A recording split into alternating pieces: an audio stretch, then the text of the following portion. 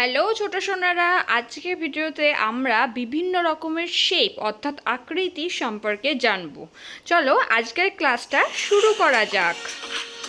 প্রথমে সার্কেল।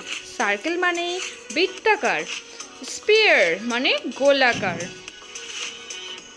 তারপর রেক্ট্যাঙ্গেল মানে আয়তক্ষেত্র, স্কয়ার বর্গক্ষেত্র। ওভাল হচ্ছে ডিম্বাকৃতি, ড্রপ। এরপর ক্রিসেন্ট অর্ধচন্দ্র, ডায়মন্ড শেপ, স্টার শেপ। এরপর কোন শেপ, সিলিন্ডার, কিউব। তারপর hexagon, pentagon. Next scalene, triangle, triangle and right triangle. তারপর অ্যারো অ্যান্ড ক্রস।